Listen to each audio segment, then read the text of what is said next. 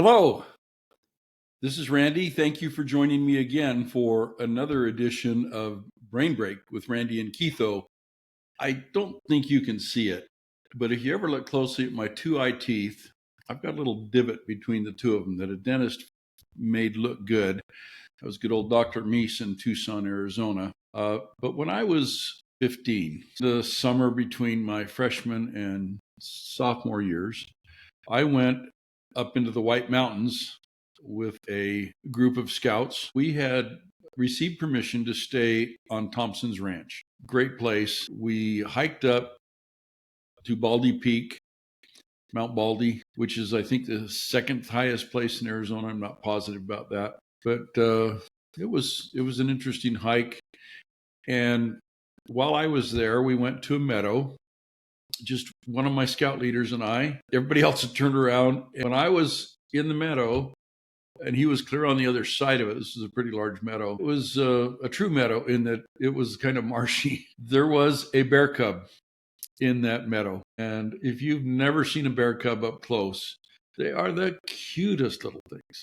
Well, like a dummy, I started playing with it. I love animals. I looked around, I didn't see its mother, and I just started playing with it like you would a puppy. We were having a great time until one time I pushed a little hard and he whined. That's all he did, was kind of whine back at me. But he came right back, wanted to play some more. He wasn't scared of me. I mean, this is just a heavenly experience. And all of a sudden, I heard someone running, something running. I look over at my scout leader, who's clear at the other end of the meadow, and he doesn't notice or hear anything. And so it's not him running. It was the mother bear. Now, I had been running track, and so I was in pretty good shape. I had heard, I want you to know it's not true, that bears can't run very fast downhill because their front legs are shorter and supposedly they would tumble. That's not true. So I was running up and down this hill trying to get this bear to leave me alone. I was not tiring the bear out. I was tiring myself out. On the third time down the hill, as I'm turning around to see where the bear is, I look up and there's a tree in front of me and I just run right into it. Knocked myself out cold. Now you can't see it anymore, but when I was 15, you could see where the bear actually punctured my skin, turning me over to make sure I was dead. When she found out that in her mind I was dead, she left me alone because I wasn't going to harm her cub anymore. My scout leader was just terrified. He wasn't as scared of the bear as that I was dead. And so the bear took her cub, went up the hill. My scout leader made it across. This is Brother Anderson, Don Anderson, amazing man. He made it across that meadow and checked on me. And I was out cold. I was bleeding from my upper left arm. And I had a horrible headache when I woke up because I ran into a tree with my head. Anyway, this bear did not come back. I was able to get up, and even though I had a headache, I hiked back to our campsite. I think they gave me some aspirin or something, and I was able to get feeling a little better. When I went back to Tucson, I went to see my dentist about this horrible-looking snaggletooth I had. He repaired it. So it just looks like I've got a little bit of a divot between my front teeth, whereas before it was pretty bad. Thank goodness for a skilled cosmetic pediatric dentist. Anyway, that's been an experience of mine that I look back fondly on. When I went into scouting as an adult, one of the adult programs they have to train leaders on how to make a difference in boys' lives is the wood badge. Now, it's a little different now, but back in the day, what they would do is get everybody signed up, and you would spend a week in the woods with other adults. It was a lot of fun because you basically were treated to what in that week you could see what a boy would go through between the ages of 11 and 13 in scouting. You got to experience things more and more intensely as the week went on. I was lucky when I went, I got to go to a varsity scout wood badge when everybody else was lashing things and whatever they were doing. We were doing high adventure activities. It was a lot of fun. But To make a long story short, as a varsity scout, our patrol was the Bear Squad, as we called them in varsity scouting. And what was interesting about that is we were the smart Alex of the group.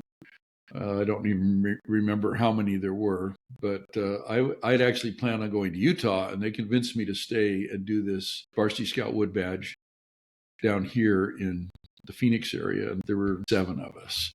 But we became lifelong friends. We had a good time. But our flag was just a bare piece of silk that we sewed some fringe around that was gold. They would say, well, that's got nothing to do with the bear. And they said, well, bear? We're the Bear Patrol, B-A-R-E, bear. Our patch didn't have a bear on it. It was just bear. And then they got mad at us because we weren't shaving, because most of us didn't shave on Saturdays because, we work all week and shaved. Back then, I shaved every day. One of the guys in our group became my neighbor later on and my bishop, and just an amazing man. He had to leave to go to some training. He was a doctor.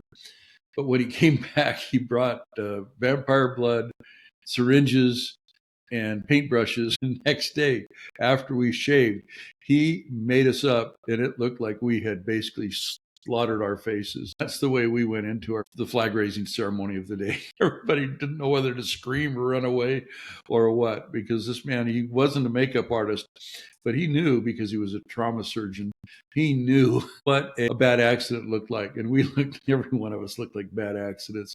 It was fun. We had a great time. But it was kind of an interesting time. I slept by myself in a tent because my tent mate didn't come.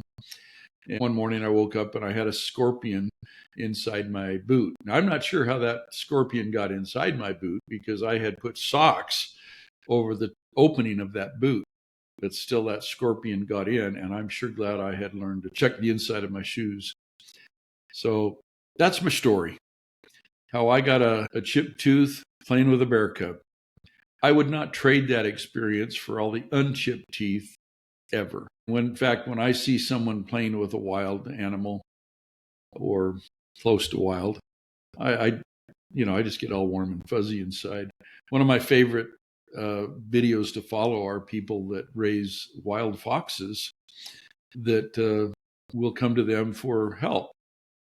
Could be water, could be food, could be an injured mate. These people continue to take good care of them, and the foxes continue to remember them and are friendly to them. So just incredible experiences. If you haven't seen those on YouTube, after you watch more of my videos, go check them out. With that, let me close and say thank you so much for joining me for one more episode of Brain Break with Randy and Keitho. Please like and subscribe. Tell your friends about us. And if you can, leave a comment. They're very much appreciated. I hope you have a wonderful day.